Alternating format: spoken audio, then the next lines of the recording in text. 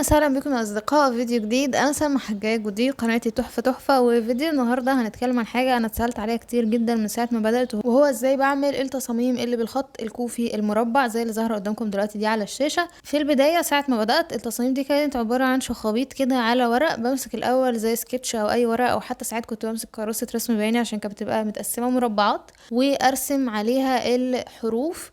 لكن بعد كده الموضوع بقى اسهل، وبقيت ساعات بعرف اعمل التصميم دوت لوحده على طول على اللابتوب من غير ما الجا لان انا اساسا ارسم في الورقه. فانتوا تقدروا تعملوا اللي يعجبكم وتجربوا مثلا ترسموا الاول على اللابتوب. لو حسيتوا ان الموضوع مش مناسب ممكن عادي جدا بالورقه والقلم ترسموا الكلمه اللي انتوا عايزينها، وبعد كده تنقلوا الرسمه ديت على الكمبيوتر وترسموها. ده طبعا بيكون اسهل بكتير لان الرسمه بس تبقى جاهزه عندكم وانتوا بس تعملوا حبه يعني لمسات بسيطه.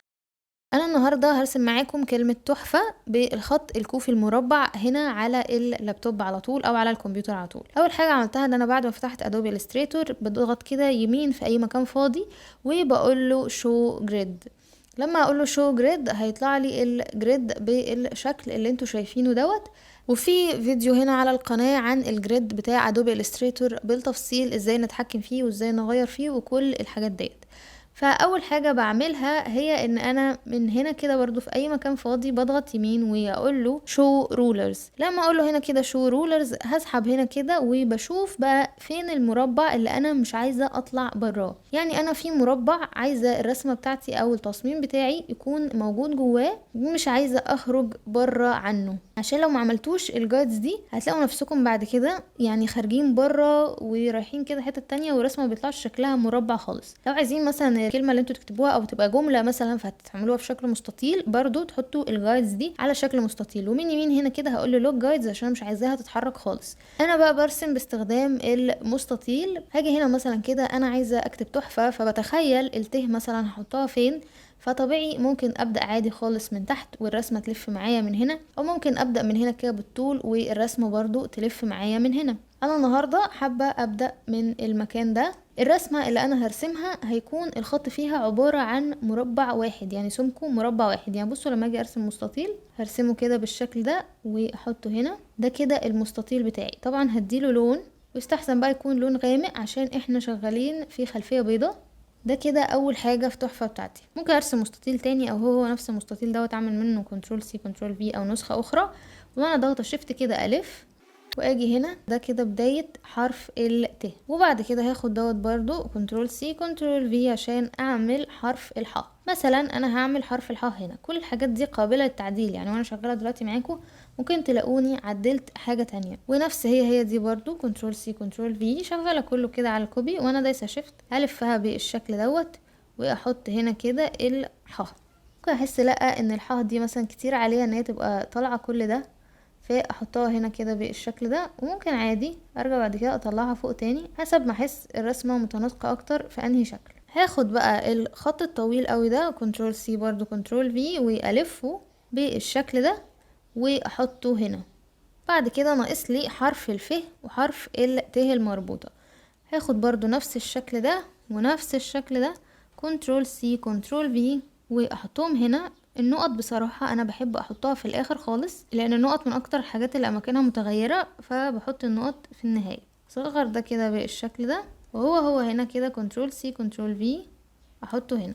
الخط ده هو برضو كنترول سي كنترول في هحطه هنا بالشكل ده. والقفلة بقى بتاعت الته المربوطة بتاعتي هاخدها كده، والخط ده هكرره تاني. لو انتوا راسمين على جنب طبعا الموضوع بيكون اسهل، حتى ممكن تبصوا على الرسمة وتقلدوها. الفه دي مثلا كده ممكن احركها هنا. بما ان انا مستخدمه مربع واحد هو الوحده بتاعتي، فبحاول برضه عشان الرسمه يطلع شكلها حلو ان الفراغات تبقى برضه مربع واحد. يعني الفراغ اللي جوه التين المربوطه هيبقى مربع واحد، الفراغ كذلك اللي جوه حرف الفه دوت مربع واحد، وكل الفراغات تبقى مربع واحد.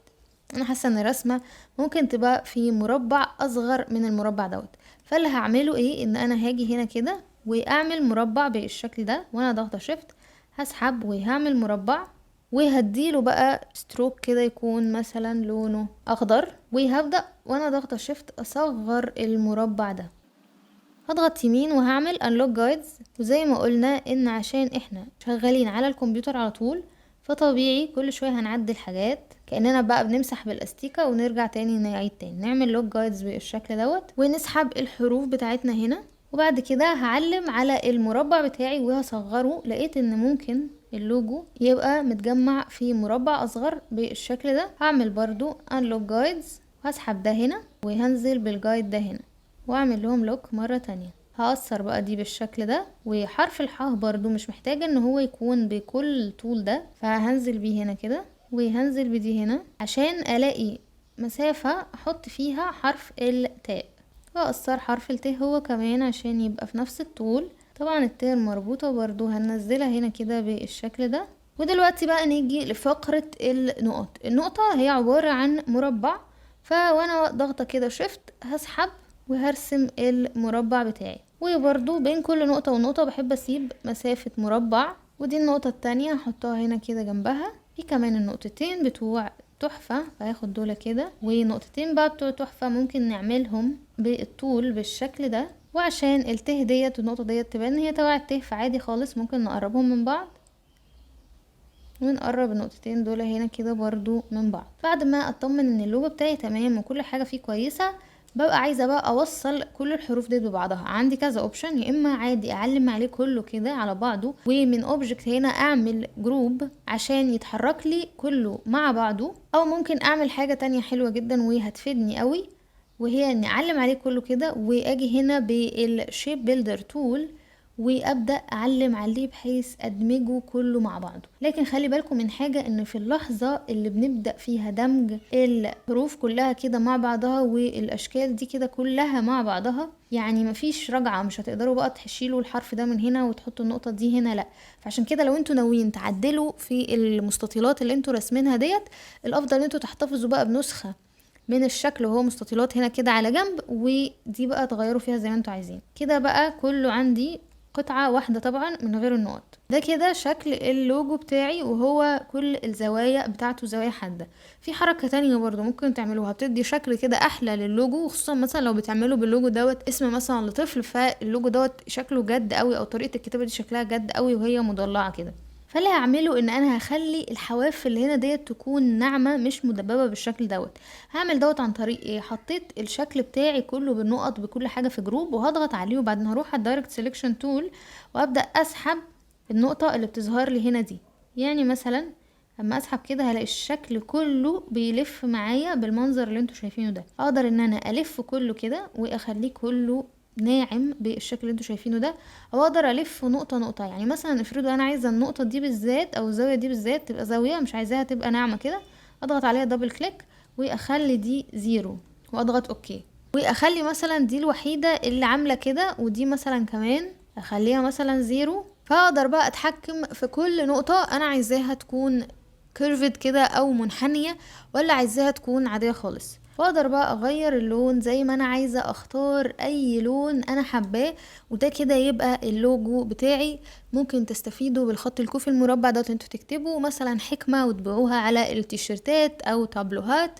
ممكن كمان تكتبوا بيها مثلا اسامي اطفال في التوزيعات وفي البراويز اللي بتتحط في اوض الاطفال، وتبدعوا بالطريقة ديت زي ما انتوا حابين. حتى ممكن تقدموها كخدمة على موقع زي مثلا خمسات او اي موقع من مواقع الفريلانسنج اللي اتكلمنا عنهم قبل كده في البوست ده. ودي كده كانت كل حاجة الفيديو النهاردة. يا رب يكون الفيديو مفيد بالنسبة لكم. لو عجبكم الفيديو ما تنسوش تعملوا لايك وسبسكرايب وتفعلوا الجرس وتختاروا اول عشان يوصلكم كل جديد.